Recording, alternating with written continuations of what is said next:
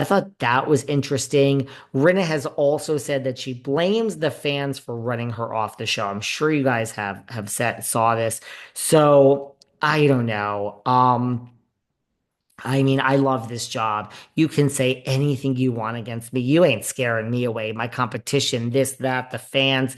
She's saying it's not the other women, it's the fans that they really turned on her at the end, which is true. But I don't see why you can't be a Giselle or a Luann or all these other housewives. There is a way to do the job and not read the comments. I mean, or take my training and do the job and read the comments, but don't internalize them. I'm telling you, I can read the worst things about myself and not internalize them because you don't know me. They don't know you, Lisa. Harry knows you. Your daughters know you. Your friends, whoever they may be, know you.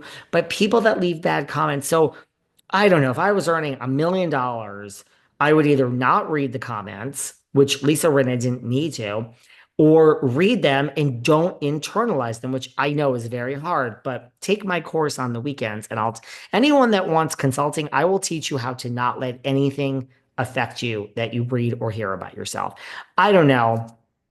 It bothers me. She also talked about Lisa Vanderpump, that she runs into her at the same sushi restaurant that they both go to in Beverly Glen, and that basically they both act as if the other one is not there. She acts literally, it's awkward vibes as if like Vanderpump is not there, and Vanderpump acts as if she is not there, which I find so interesting.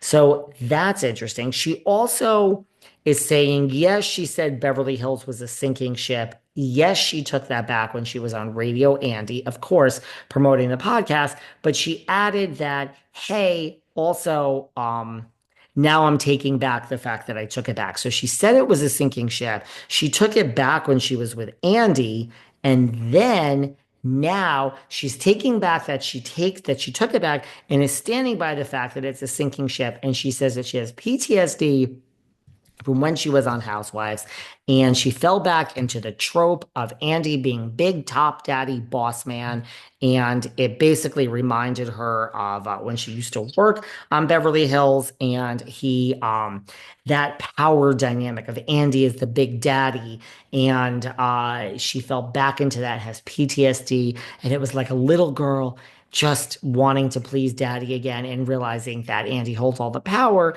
Although now she realizes he doesn't hold the power because I quit, quote unquote, quit. And so she basically stands by the fact that it is a sinking ship. I love Lisa Rinna. I will always love Lisa Rinna.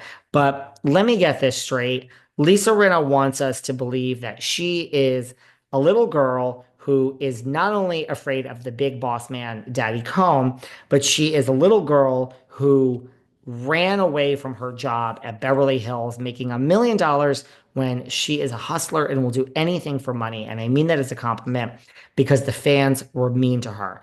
It's like people say this about Erika all the time. You can't have it both ways. Are you clueless? And did you know nothing about what was going on with Tom?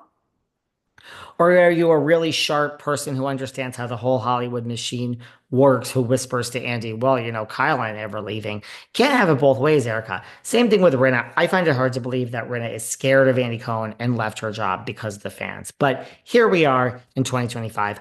Crazier and stranger things have happened. Now, moving on, people.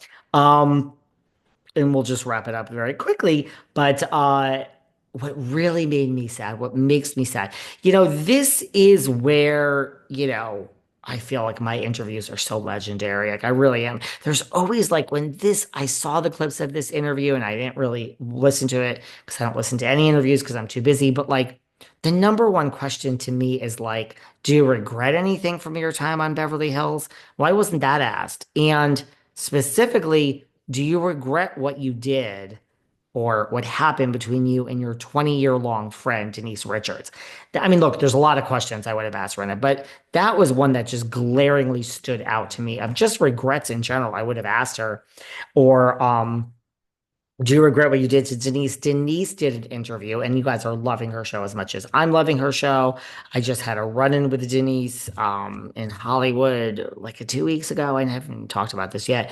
I told her how much I loved her show, but here's the thing.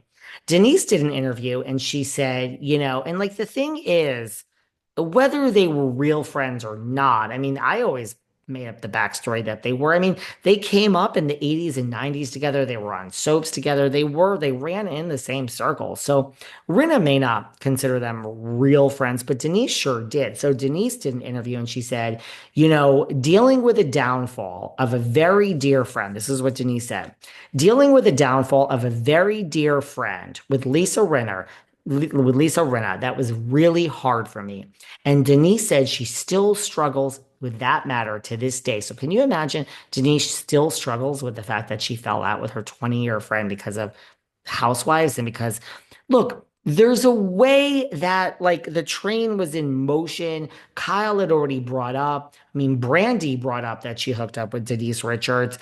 Kyle jumped on the bandwagon. There's a way to keep this out there or to have had that story develop and not led the charge. I mean, call Giselle Bryant, call Luann, call Ashley Darby, call Wendy Osefo. I mean, there's so many, call Meredith Marks that know how to light the match and then walk away, right? So I don't really, I think, Rinna, I know, own it. And the truth, I'm sure they all tapped her on the shoulder, but there was a way to have this narrative and have that be the storyline for that season out there without her really grilling her friend of 20 years. So I am Team Denise on this. She says she's still having a hard time dealing with it. And I'm sorry.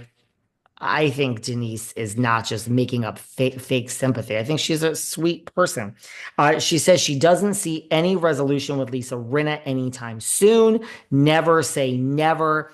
And she does say, I don't want to resolve this on a podcast or a TV show for that level of friendship. And that's when you realize, man, she really was friends with Rinna.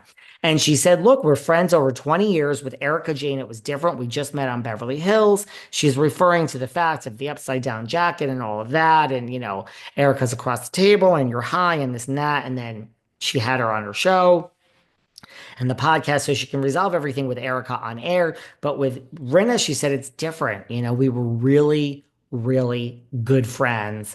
And I wouldn't resolve that on a podcast. She also said that's the main reason she didn't go back for a third season. So just to summarize, I guess Lisa Rinna drove her good friend Denise Richards off the show. And then I guess Karma came and got Lisa Rinna because the fans drove her off the show. You can't make this shit up, right? I mean, I feel like we've been talking so much about Teresa and Melissa lately that we've been really neglecting Beverly Hills and Atlanta. So I'm really happy that we are dealing with this today. One more thing that I want to just say, Erika Jayne, her case is going